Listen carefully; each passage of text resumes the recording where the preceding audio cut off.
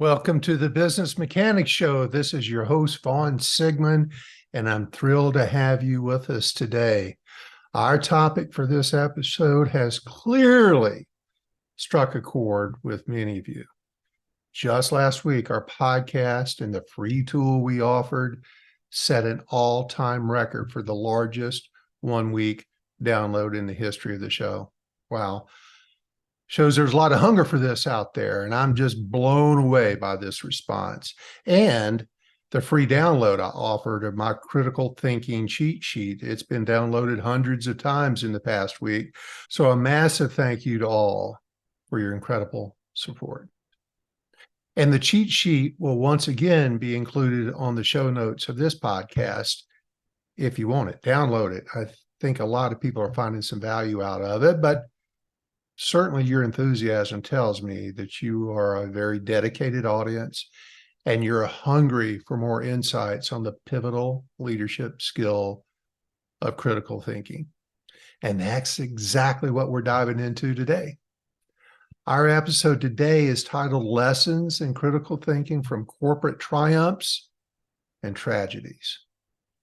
From there, we'll be delving deep into the realm of critical thinking, exploring some real-world examples from various companies and analyzing the success and failures of their leadership, all rooted in their critical thinking abilities or lack thereof. Once we're through with each story, we're going to do a post-mortem to help you fully unpack what they did or didn't do and determine the critical thinking lessons to be learned from each. So strap in, get comfortable, and let's dive into the real world of critical thinking. Let's get after it. Let me do this in the beginning. For those who haven't listened to the other show, please do. The show previous to this. Let's now define critical thinking. At its core, critical thinking is the objective analysis and evaluation of an issue. It's not just about gathering information, but about understanding and interpreting that information in various contexts. And those various contexts, or the elements of critical thinking, which is all on the cheat sheet, are who, what, where, why, when, how. It's a very disciplined process.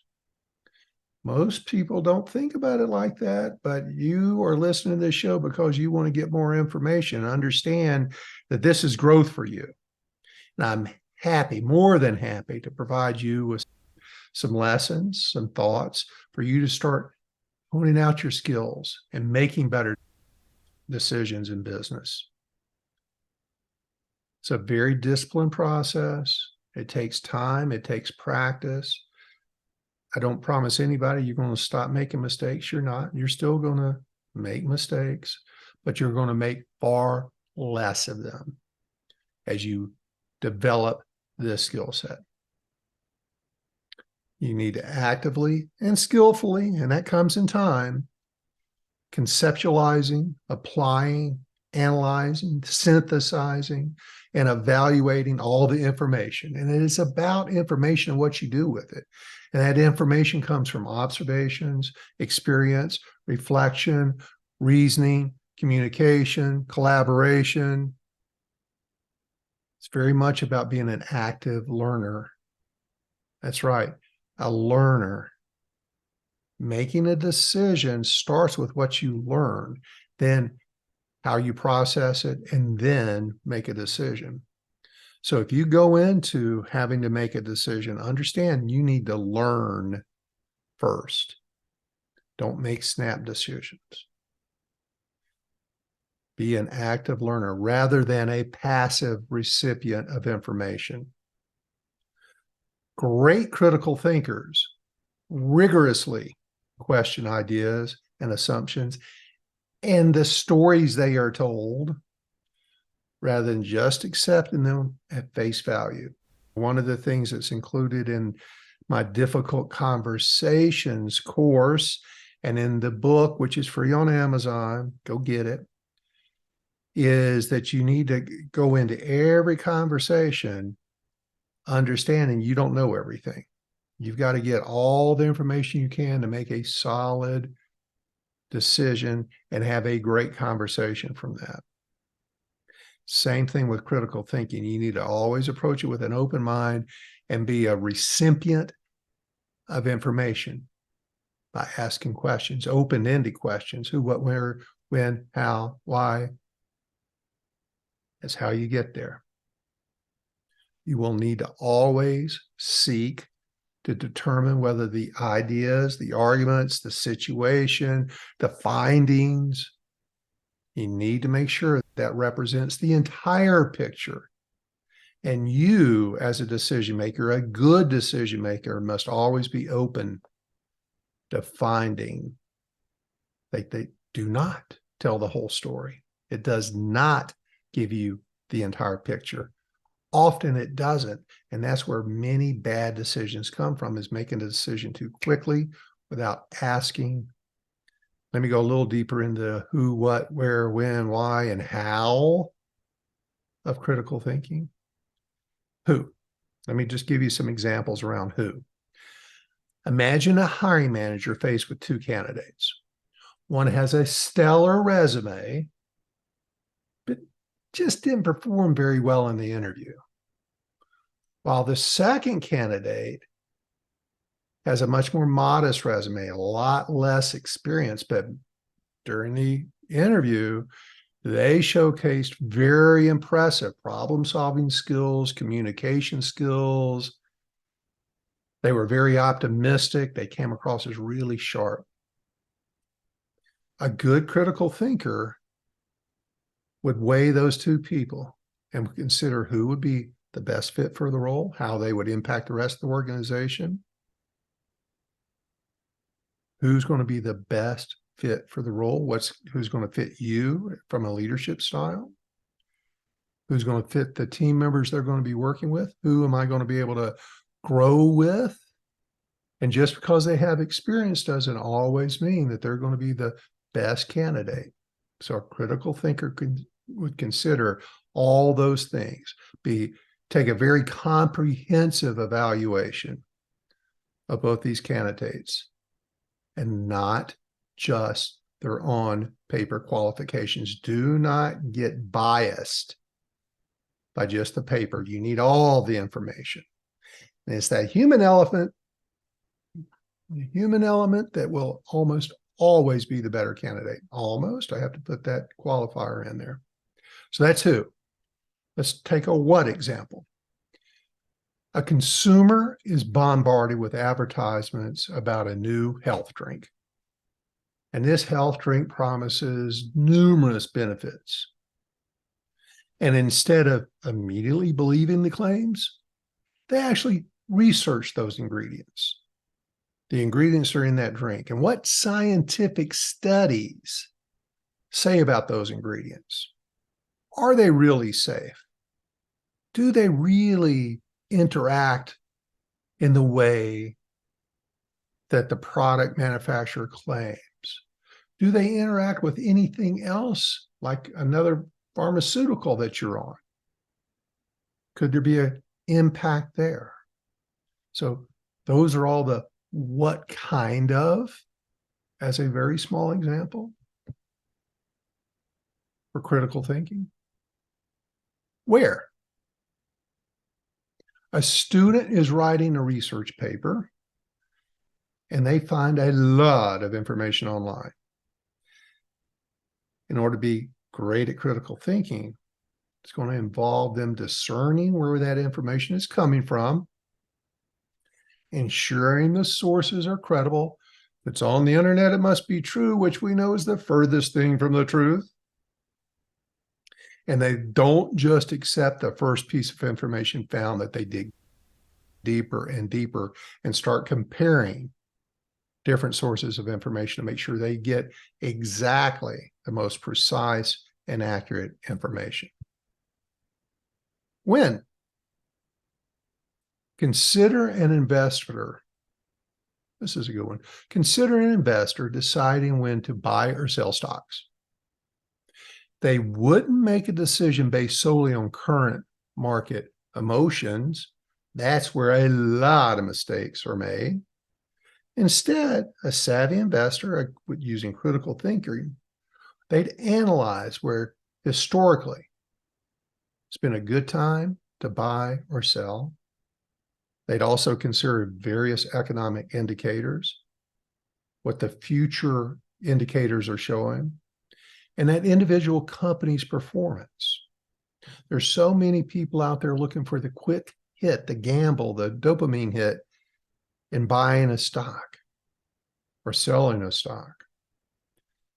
And very often, good critical thinkers, they buy and they hold because they've looked at it over a long period of time. They've gathered lots of information. They've studied the prospectus on all these, and they understand there's going to be ups, there's going to be downs, but over time, it continues to grow.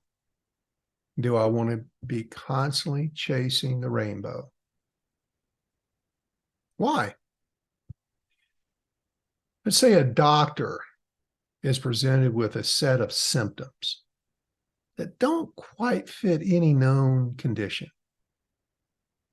So instead of making a hasty diagnosis just to get you out of the exam room, the doctor considers why these symptoms might be occurring, and they'd start exploring all possible causes, all the underlying conditions. They go past the norm and get as much information as they can. They'd be learning more about that. They just wouldn't go to their common day in and day out diagnosis. Good doctor wouldn't just send you down the road either. They'd actually do some research. How?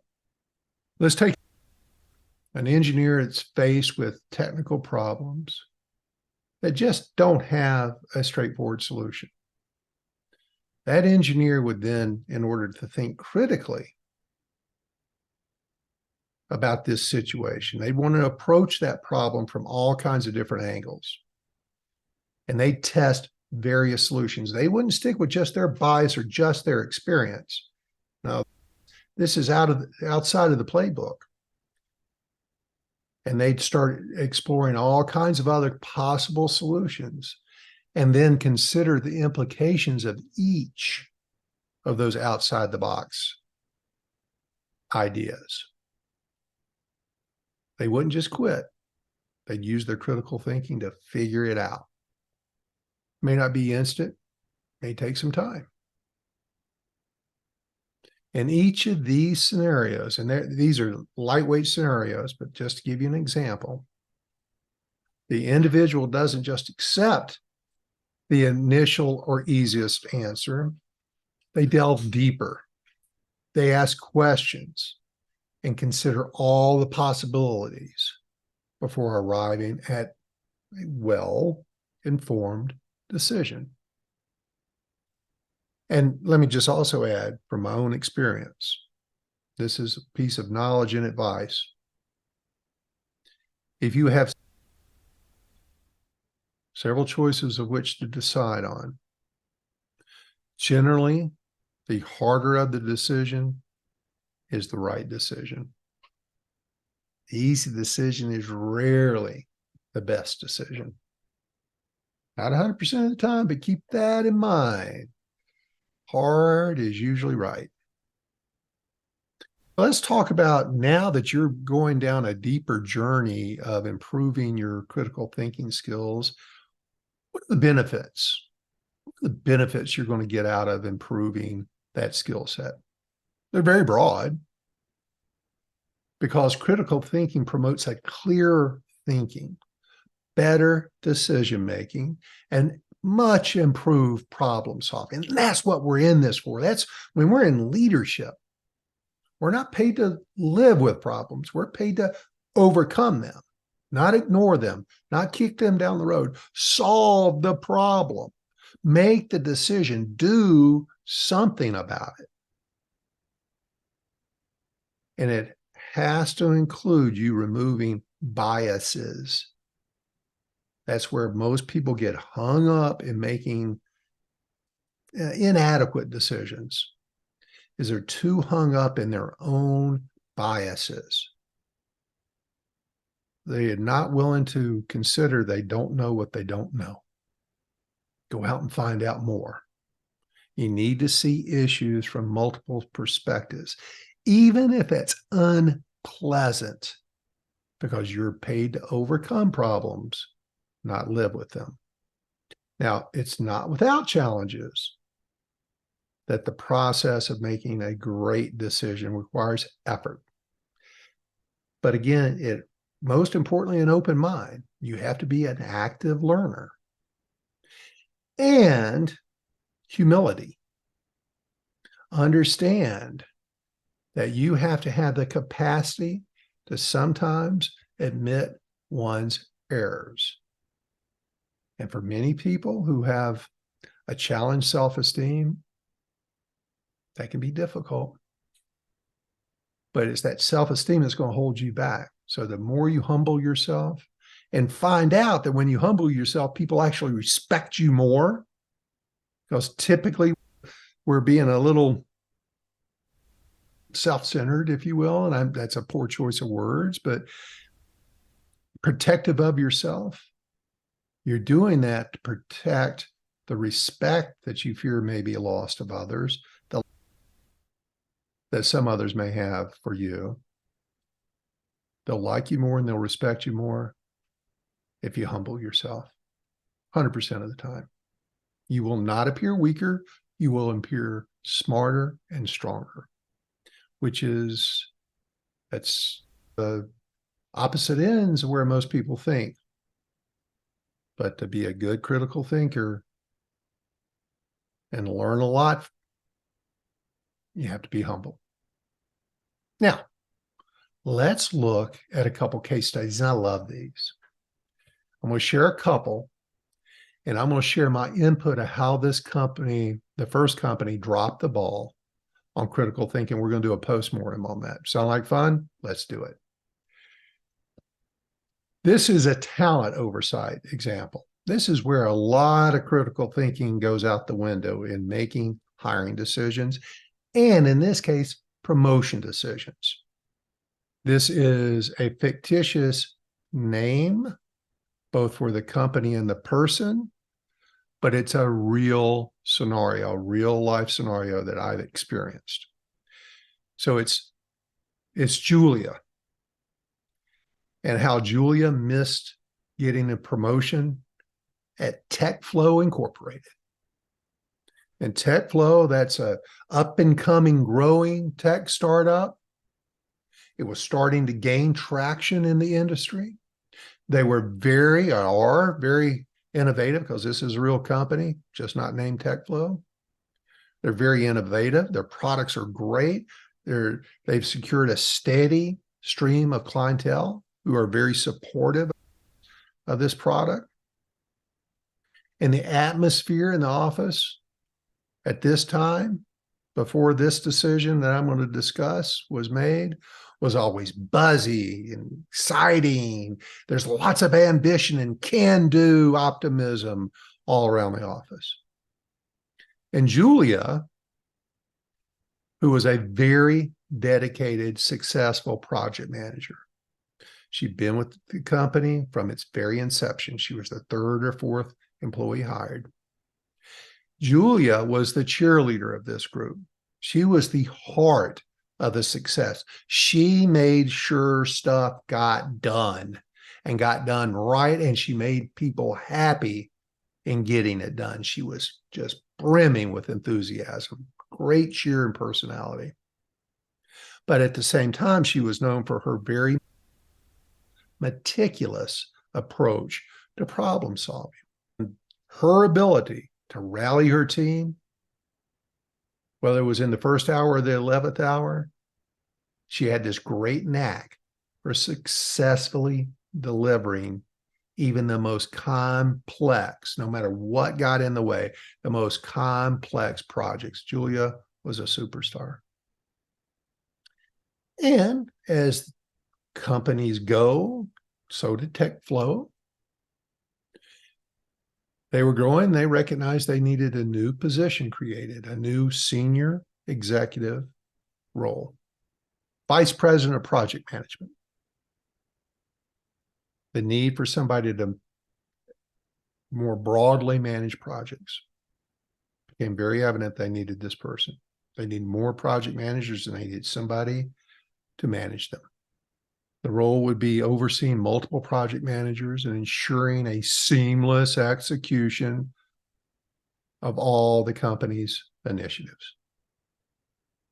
Now, given Julia's undeniable expertise and her history with the company, many within her team, including Julia herself, almost everybody assumed, including Julia, she'd be the natural choice.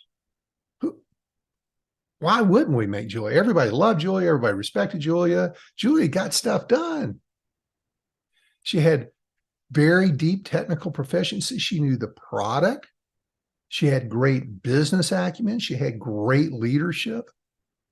She often mentored newer team members. She grew people within the organization. And she was, oh, this is something else great.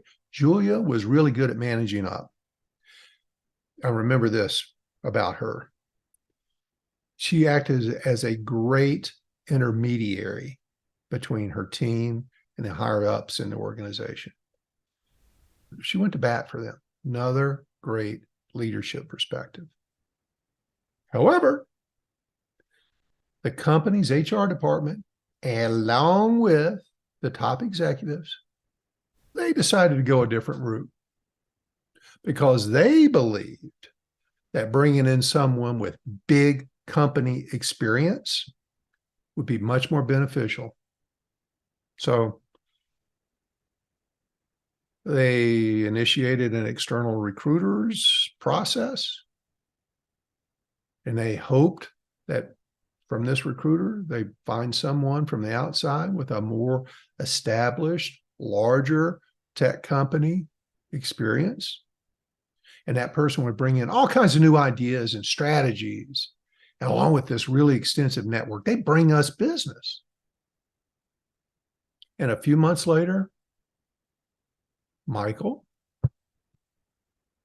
fictitious name again, he was a middle manager previously from a well-known tech company. And they appointed Michael the vice president of project management. And he came with this unbelievable background. On paper, Michael, superstar. But he lacked, of course, the intimate knowledge of tech flows, intricate projects. He also lacked understanding the culture. He lacked understanding the relationships that Julia had fostered over the years. And let me tell you, when Michael got on board, bringing in his big company bravado, it got rocky fast. Because with his larger corporate mindset, he really struggled, and I've seen this happen with other companies, he really struggled to adapt to the agile and entrepreneurial spirit of TechFlow. They just didn't have it dialed in like the big companies did, and they didn't have the layers of management that he could delegate to. And he wasn't used to the accountability a smaller company requires. In bigger companies, there's lots of nails that can get pounded down other than the boss. Many decisions Michael made came across as out of touch, which led to multiple project delays. And because of his personality, a lot of increased friction amongst the teams. Julia, on the other hand, Julia, one of their best employees, a key catalyst of their success. How did she feel? Yeah. Overlooked. She was demotivated. So they took one of their great assets making this decision, and took the gold out of it.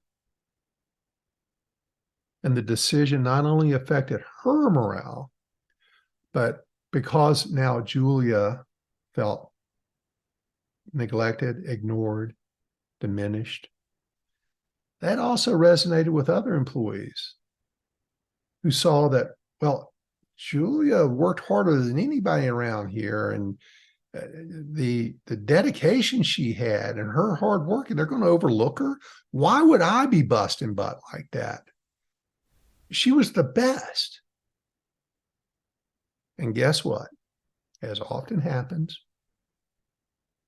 Julia, she received an offer from a competitor, and without thinking twice, gone. And when she left, she took with her all this invaluable institutional knowledge that TechFlow had paid for, by the way. So all that IP left, all that enthusiasm left, all that leadership skill, whoop, giant sucking sound. And it left a noticeable void in the company's project management division. And they've struggled to ever recover from that. As time went on, TechFlow grappled with declining team morale, increased turnover, missed project deadlines, which when you start doing all that, what comes along with it? Client dissatisfaction. And the top executives and this HR person realized that while Michael's resume, his paper attributes were super impressive, they had failed to consider the intrinsic value that Julia brought to the role, that depth of knowledge, not only about the product, but also the inner workings of the company. The employees lost this intermediary. They lost that rapport that Julia created with the team and with others. And since Julia had come up early, they also lost all the IP that Julia brought to the team around culture and mission, because she, at one point, was the poster child. She was really dug in. So TechFlow's oversight, the highlights of this poor oversight, they failed in recognizing and nurturing internal talent. And if anybody's ever worked with me, they know we're always talking about how we're going to develop your team. And they missed it. And it's a lesson I teach often. External hires can bring new perspectives, but often they fail to critically evaluate the potential of the existing employees. They don't understand the culture. They don't understand that this is how we do things around here, and they decide they want to change the culture, or they want to bring their old company's culture into this culture, and that doesn't always mix well. And when you start screwing around with those elements, demoralizing people, showing them that there's no future to your hard work, you're going to start losing talent. And along with your talent going out the door, their institutional knowledge, and your team cohesion starts fraying at the seams and become weaker. And in the realm of HR and people decision, always the lesson for this, and I'm going to go a little deeper into it, always take a holistic approach that values loyalty, company knowledge, consistent performance, and think about the who, what, when, where, how, and why before you make this kind of decision. A lot of companies have made this bad decision. TechFlow was not the first. They won't be the last. But let's postmortem this. They started out by failing to define criteria for this role. One of the fundamental aspects of critical thinking is setting clear criteria for decision-making. And their HR and their top executives overlooked defining what they truly wanted from this vice president. I always have my clients close their eyes and talk about the person they want, thinking about the best people in the organization as benchmarks for the person they want. The human, not the experience, should always be secondary. And had they emphasized how important this knowledge, the importance of company knowledge, team rapport, the cultural aspects of it, alongside with other qualifications, Julia would have emerged as an obvious candidate, but they didn't think about all of the criteria. They got sucked in to looking for one thing only. We want a big picture, a big company person. They got it, along with all the issues that went along with that. Second thing, the lack of perspective taking.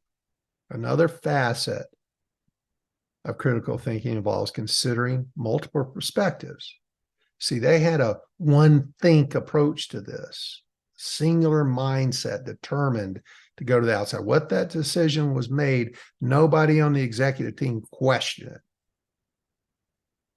They didn't factor in all the perspectives of the project teams, especially those.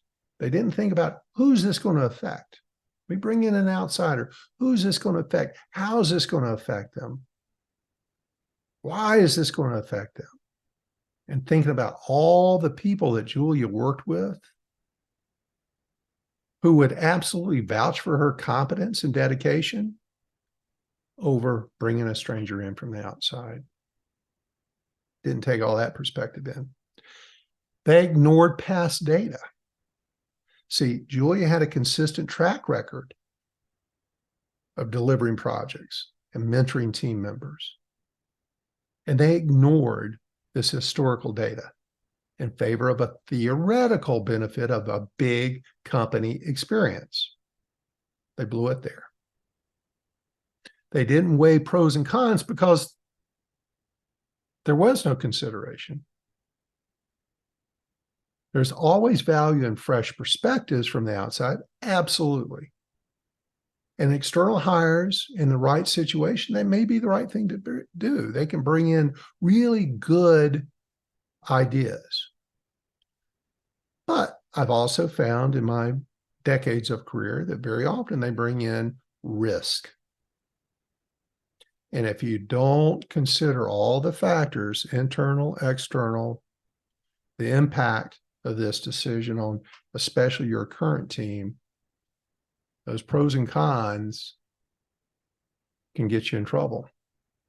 They just didn't weigh the full advantage of Julia's intimate company knowledge versus the potential benefits of an outsider. They didn't think it through. And as I've said it many times throughout this narrative, they had confirmation bias. We all do it. It's human nature. Very evident today. But they very much had confirmation bias. Because once these decision makers had the idea and made the decision of hiring somebody externally, they were fixated on making that decision.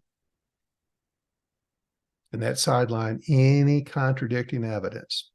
That just became white noise. And as they were going through the interviews, making the decision, they sought confirmation of the benefits of hiring someone. It was a very theoretical benefit, but they missed out on the benefit that was on the other side of that. They were overvaluing certain experiences over the skill set on the people side of things. Many companies think that big company people bring in big company success, and they're going to be a really good fit. They'll come in and help straighten things out. Doesn't happen always. Each company, big or small, has a unique set of challenges. And their experience, unless you understand your internal challenges and the challenges bringing somebody from the outside is going to create, unless you're looking for that as part of your interviewing process. If you overlook that part of the interview, you're going to run the risk of taking things off track the way this company did with Michael. Always consider the impact of the morale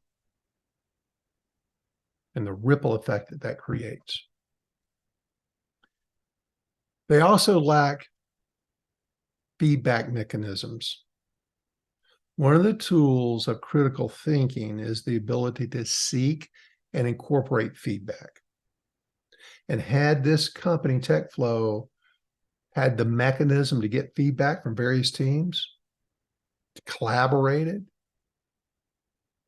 interview Julia, interview people who supported her, ask their opinion on promoting Julia, they might have made a better decision. But more importantly, it would have gained valuable insight into the influence that Julia had, and bringing somebody from the outside would. So that's the postmortem on TechFlow. Let's go to the other end of the spectrum. Here's a very positive example. One that I remember very clearly and was caught up in becoming a fan of this company. Dollar Shave Club, as you probably know, but in case you don't, they completely disrupted the razor market. And they did it with critical thinking, making really good decisions, using all the aspects of critical thinking that I've shared about.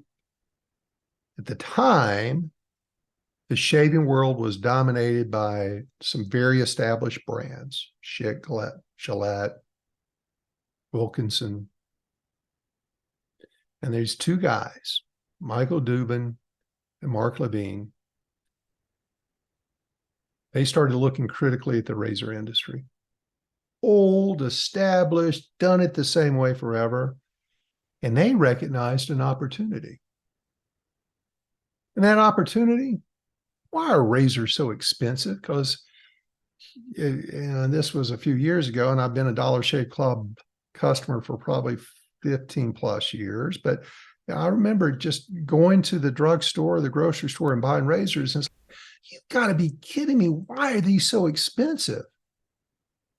$15, $20 for a set of razors to last me a month.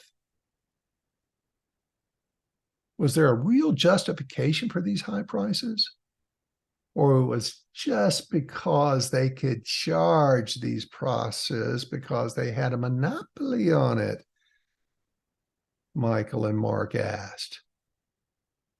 And these questions, coupled with their genuine curiosity, led them to create Dollar Shave Club.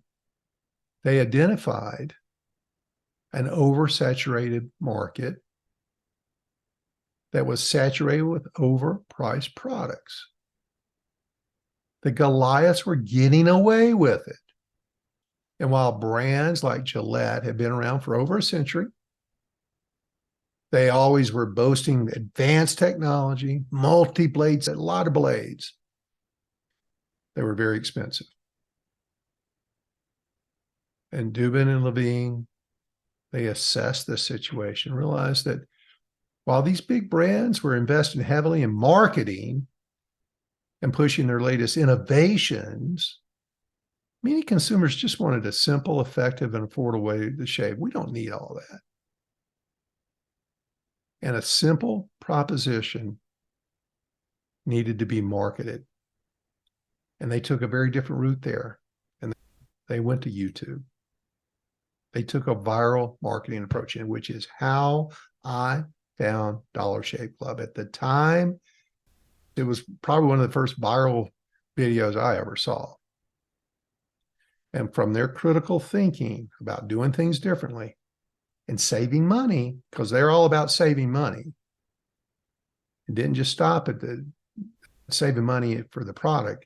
It extended to their marketing strategy because they couldn't afford all the TV ads, the radio ads the big players had. They had to find a cheaper route and one that fit the brand.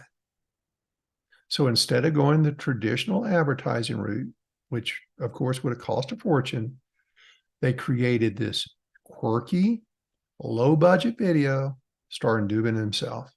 And it was hilarious. And the video, if you haven't seen it, was titled, "Our Blades Are Effing Great." But they filled in the whole world of effing. And it went viral pretty quickly. And both his humor, the simplicity of this, the cost effectiveness of this, the messaging of all this was really clear. He got his point across really well. Why pay more when you can get a great shave for less? And it resonated.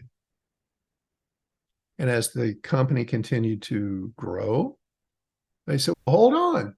There's other products that primarily men use. Let's expand this brand. We got a good thing going. Let's leverage that. So let's not stop at razors. They recognized their target audience would appreciate a broader range of grooming products delivered right to your door. That's the best part. I didn't have to go anywhere for this. So they expanded into shave butter, aftershave, hair care, shower products. And things were going great. So great that $1 billion Unilever acquisition came along. The culmination of Dollar Shave Club's success, fueled by their critical thinking, solid business, came in 2016 when consumer goods giant Unilever acquired the company for a staggering $1 billion. And this wasn't just a testament to Dollar Shave Club's rapid growth, but also the power of questioning established norms and looking at industries with a fresh, critical perspective. The leader looked at, instead of us going in and creating a whole new value stream, product line, marketing approach that we know nothing about, let's just buy the biggest player in it. Save ourselves the time. Great critical decision. Save ourselves the time and the money. Let's just buy the brand that's making it work. So let's talk about the postmortem analysis of this. First thing they did was they had a precise problem identification. Very simple. Razor blades were too expensive. And shopping for them was inconvenient. At the time, even back then, they were locked up very often behind plastic. So I had to find somebody to come over and open the plastic shelf so I could get to my stupid razors. And so they identified a common problem with a big need, huge pain points, common pain points. And Dollar Shave Club set the stage for disrupting the business. Second thing they did, they evaluated the market dynamics. They recognized that there was a monopoly. There was a huge monopoly structure in the razor industry with just a handful of significant players marking up prices, making all they could. The margins were gigantic for these big companies. And by taking a real deep dive, taking critical analysis of the market dynamic, that enabled them to position their brand as a direct challenger, offering quality at a fraction of the cost. Just as good a product delivered to your door, less friction in the purchase. Why not? They also, as part of their critical thinking structure, they assess consumer behavior. They did some studies. Though they, as you read his book, they were fairly informal studies because they didn't have a lot of money to go do a bunch of formal studies. But they did understand the consumers were increasingly looking for convenience. This was just at the front edge of online ordering. It was hot enough that we could leverage that. And more importantly, this was the beauty of it. It was a subscription model. So not only was it super affordable, but it was about delivering the convenience. I don't even have to think about it. Every month I'm going to get my blades. Bing, bang, boom, easy. Right to my doorstep. They also, as part of their critical thinking, effectively used data. They took the data they could find to understand consumer preferences.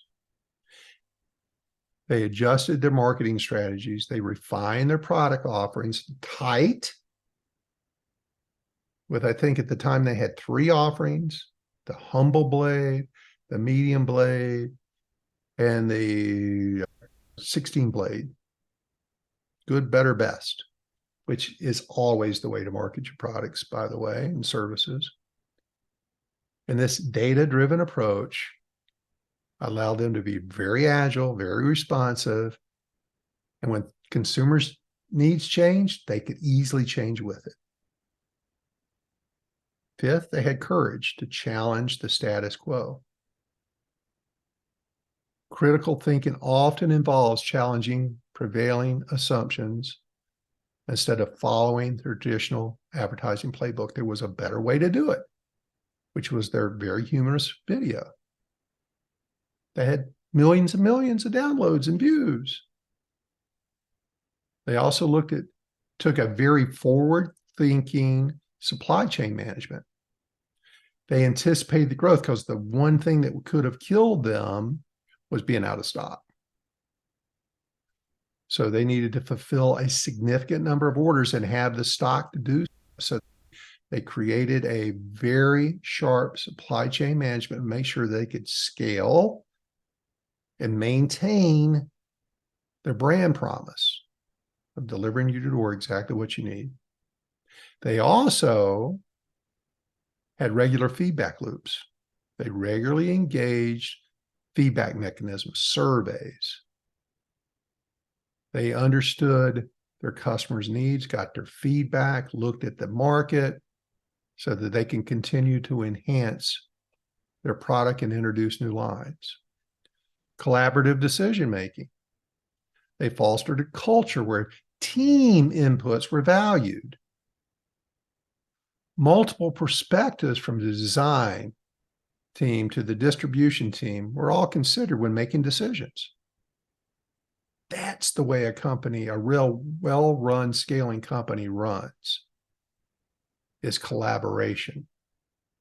You're always going to make better decisions that way.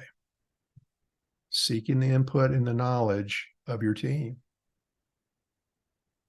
They also anticipated some competitive responses because they knew when we get out there and the word spreads, competition is going to come around, and it's either going to be other startups or it's going to be from the established players.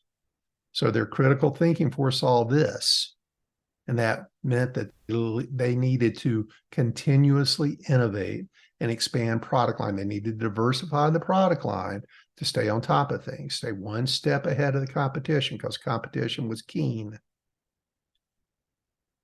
So conclusion, Dollar Shave Club, huge success story.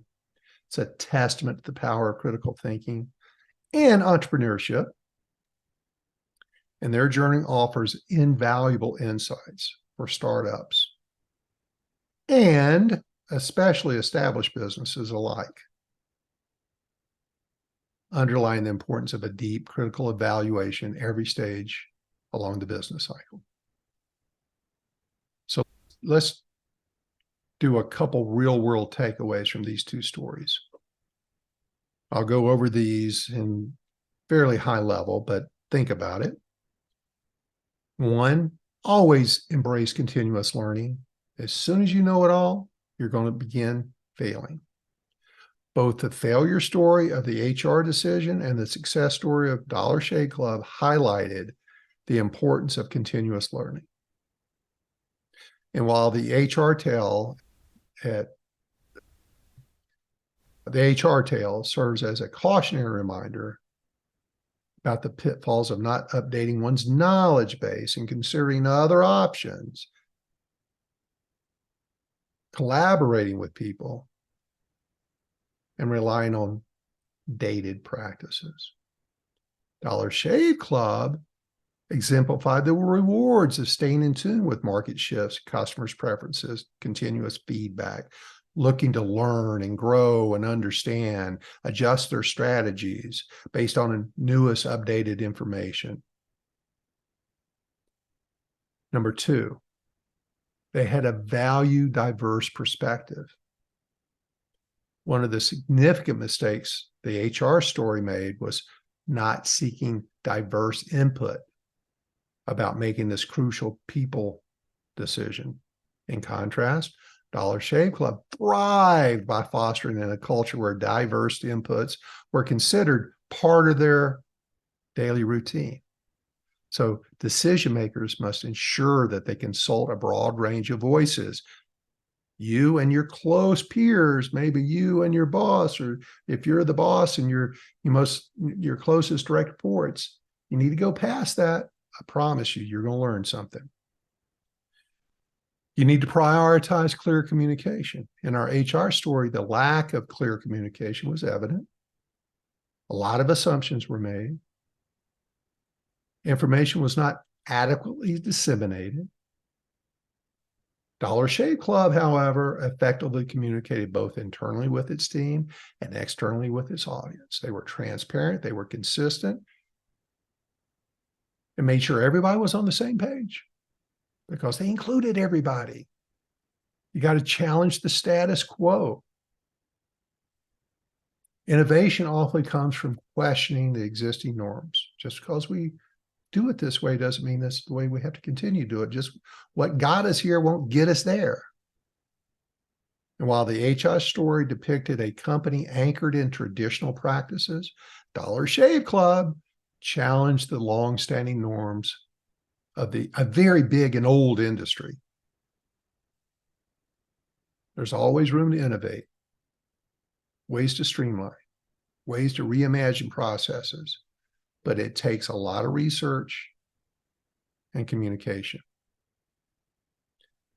And then let's talk about fostering a culture of critical thinking.